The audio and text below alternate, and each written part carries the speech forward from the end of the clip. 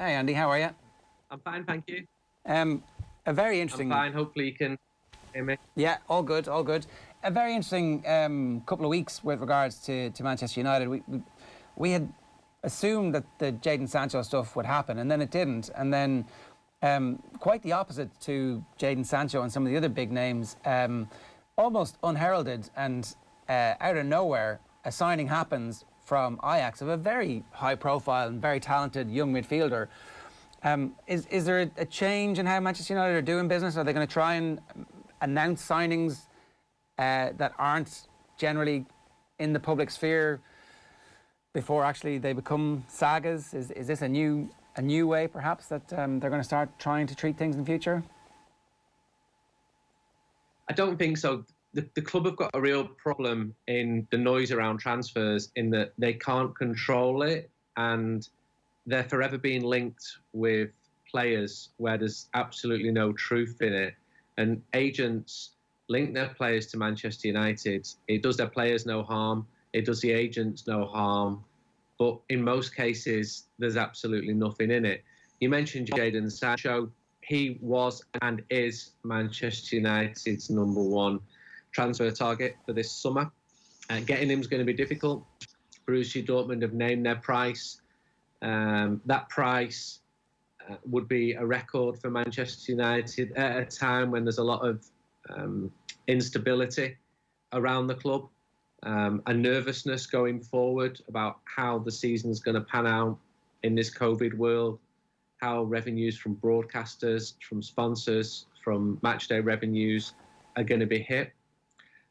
With Van de Beek, United have watched him for a while, but it was only in the last week that negotiations came on really strong. They were concluded. Well, I say concluded. I'm told that they've absolutely been concluded, and that the official announcement is imminent, pretty efficiently. And it would be nice if all transfers could be done this way. He's a very good player. He's not a Sancho class player. You know, that's the feeling within the club, that they're signing someone who is the right age profile. He's come through a very good academy. He's got Champions League experience. You know, I saw him play. The only time I've seen him play live was against Real Madrid in the Bernabeu. That's probably the best game of football I saw last year. And he's young. United feel that he can get goals from midfield. And the signing's been welcomed. If it's the only signing of this summer, then that won't be seen as being good enough for Manchester United. Ole Gunnar Solskjaer said in March that he was still 2 or 3 players short of a team capable of challenging for the title. So fans want to see those 2 or 3 players. From the club's perspective, very difficult to bring in top players at the moment. And fans will point to Chelsea. They're owned by a Russian oligarch. Their circumstances financially are completely different.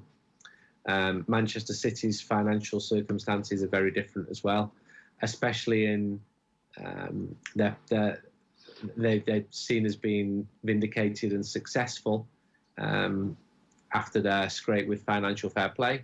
A few months ago, it looked like they were not going to be able to play Champions League football, which is worth about £75 million to a club. Now they are. So there's Chelsea and City, and then there's the rest, including Manchester United. There are plans B, plan C, plan D, but it's difficult to get players, and that's not going to wash with fans. Fans want to see more players come in, and with good reason, because the team were 30-odd points behind Liverpool. They did reach 3 semi-finals, but didn't go beyond that. And had United won a trophy, I think Ole Gunnar Solskjaer could have said this was a successful season.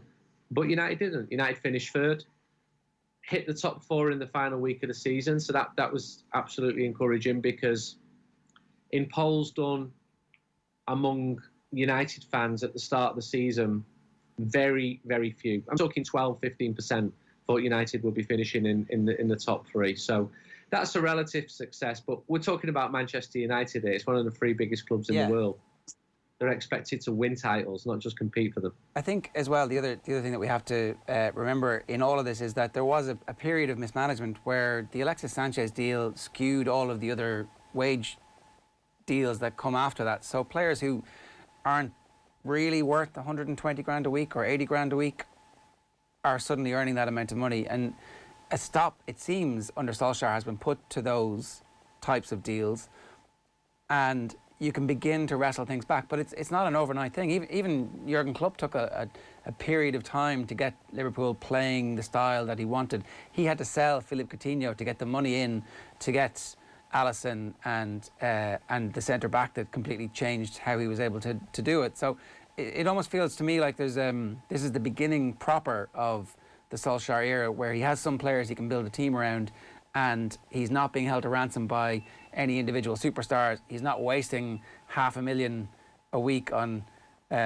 one or two players who are never going to play football for him. So I don't know, it feels like there should be some sense of, okay, he's bought time, he should be given this transfer window, the next transfer window, and the one next summer, and then you can start saying this is a team that should be capable of properly challenging for the title.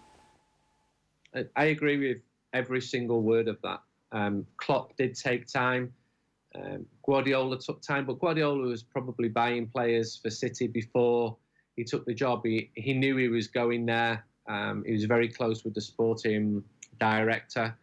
And United were scarred, definitely, by poor recruitment and buying players like Alexis Sanchez, who was welcomed by all fans, by the way, but he earned that much money that other players used him as a benchmark.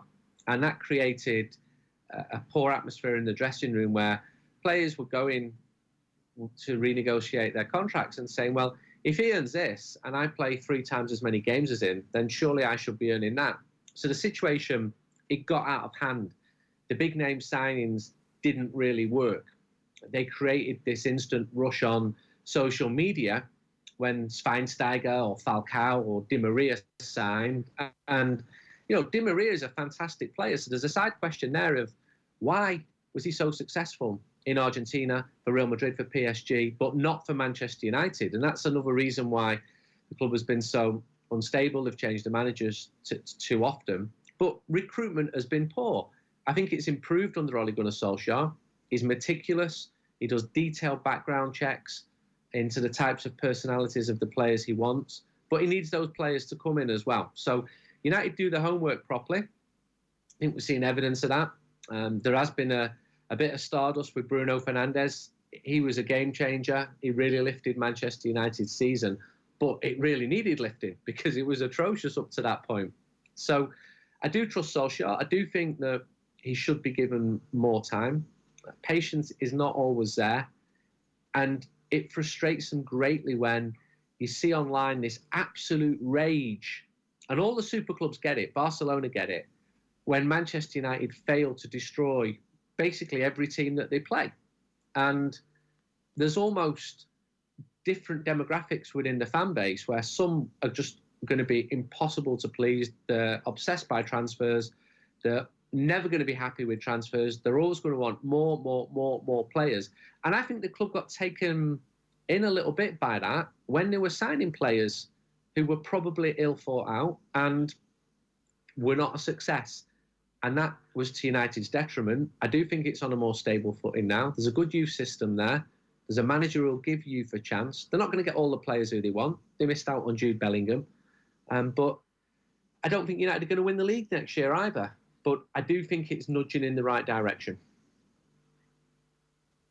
Andy, when it comes to how Beek is going to fit in, we were kind of having a bit of a chat about this yesterday. He's not going to be the kind of holding player in midfield. He likes to be more box to box and possibly even getting into the box.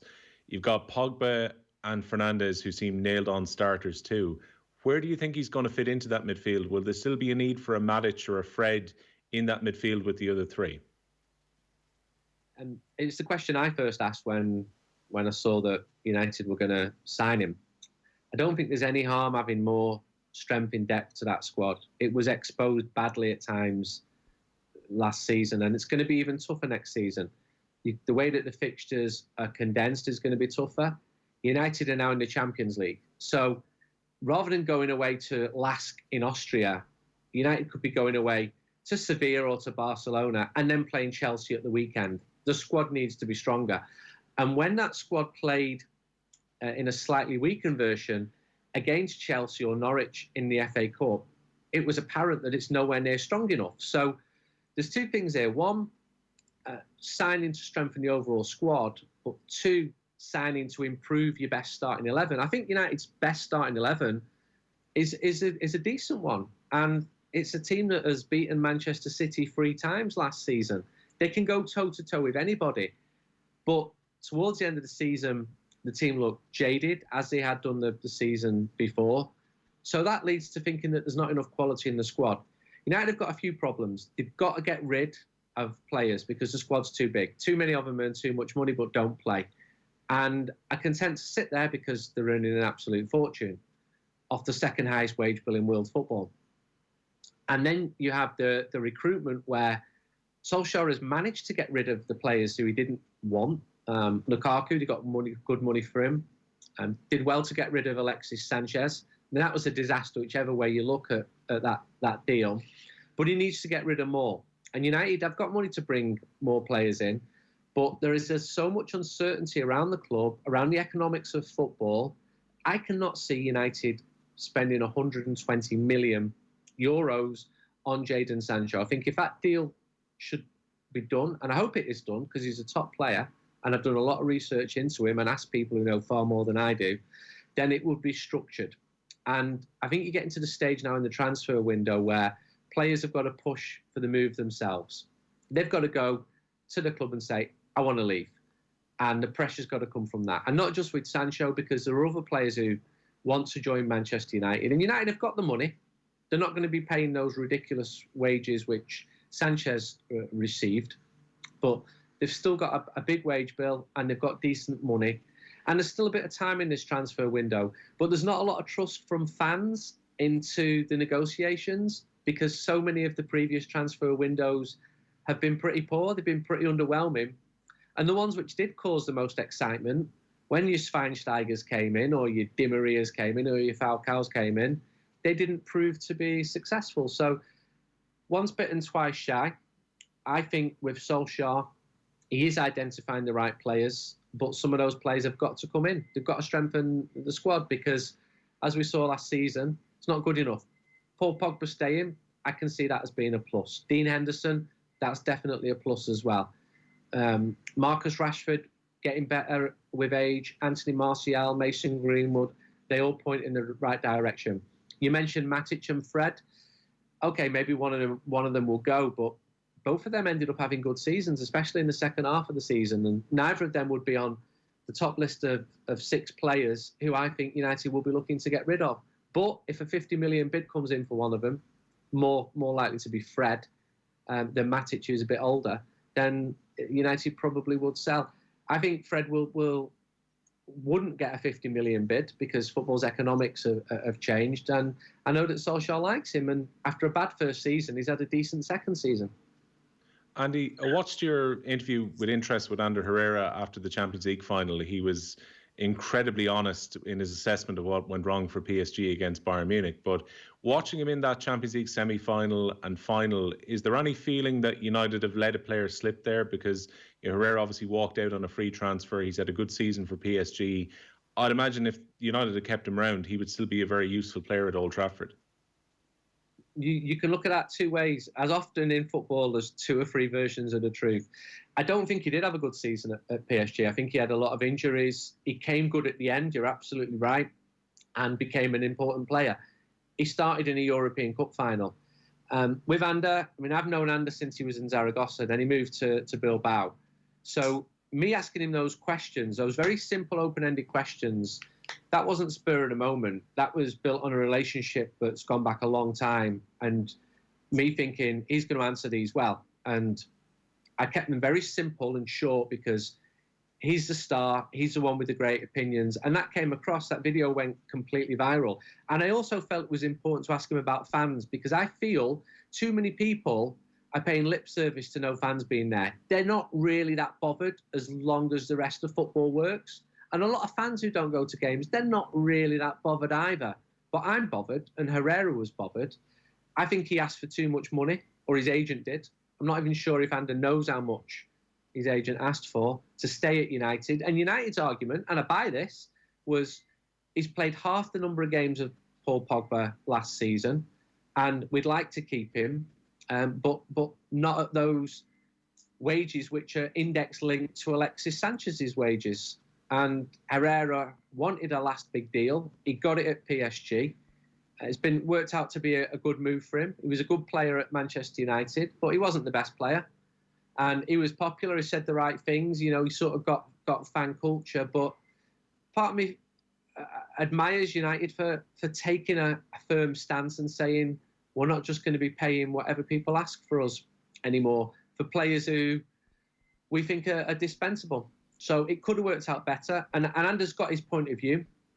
He felt that United didn't come soon enough with an offer. I think he's absolutely right there. I think that's one area the club should improve rather than holding back and thinking that players are automatically going to sign or re-sign for Manchester United. But he's become an important player for PSG, and he remains a great interview. And he has been since that first time I sat down with him in Bilbao in 2012-13, and I noticed his screensaver on his phone was of the Gladys Street at Goodison. Right. And I thought, why have you got that? And he just said, just look at that picture. We don't see that in Spain. And he was enraptured by English football culture. And I think he was genuine in that. And he loved living in Manchester. He loved playing for United. But he was playing for a club at pretty unfortunate times. They changed the managers. Some fancied him more than others. He had some amazing games, but he had pretty bad injuries as well, and times when he wasn't as effective. And Andy, you've been on holidays. We would have talked to you before now about what was going on with Leo Messi in Barcelona. I know you obviously spent a lot of time around the club. While you were on holidays, did you allow yourself to dream, even for half an hour, about how Leo Messi might fit in? What, at Manchester City? Hey, Man United.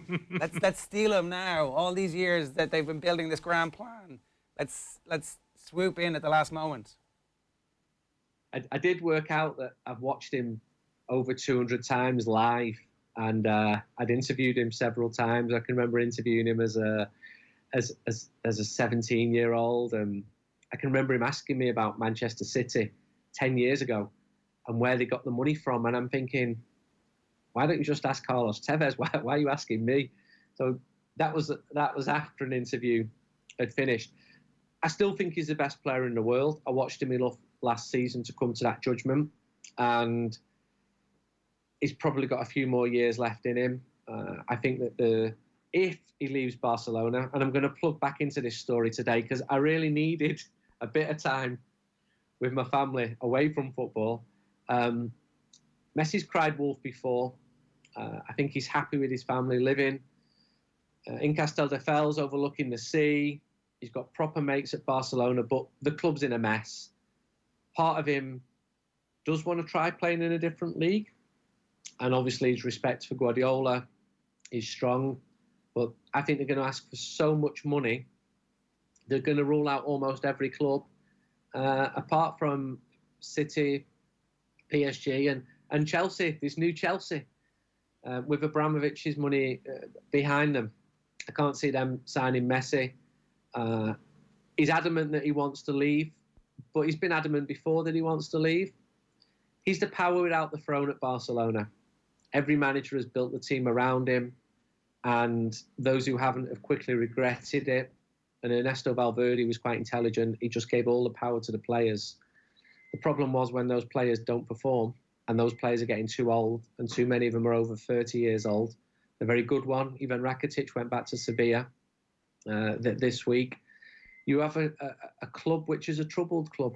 They've got the highest wage bill in world football. They've wasted even more money than Manchester United on signings that have underwhelmed. Good players, Dembele, Coutinho, Griezmann. But when you're paying over 100 million for players, you expect them to be better than good. You expect them to be great, not to be losing games, conceding 8 goals to Bayern Munich. So I'm going to dig into Messi over the next few days, and I'm going to write about it. I'd say it's 50-50 at the moment. His father arrived at Barcelona this morning, was surrounded by journalists and said, I don't know nothing. It's a long time from the days that Jorge Messi emailed me from his Hotmail account. inviting me to interview his son at Barcelona's training ground. I wish it could be that simple these days. Oh, yeah. Well, I wonder, is the Hotmail address still active at all? One last question for you.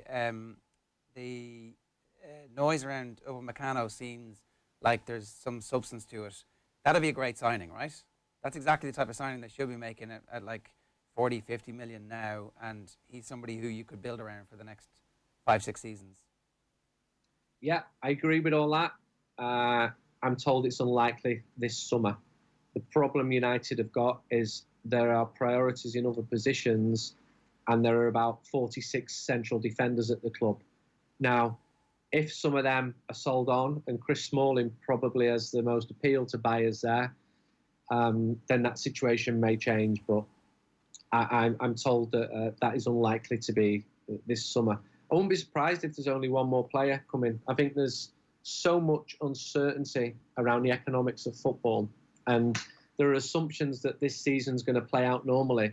But what if there's another break because of COVID? What if there's another rebate going back to broadcasters? What if no fans are allowed back in? What if the general economy is so poor that sponsors start to pull back? And fans, they just don't want to hear that. They just want top players to sign, and I get that.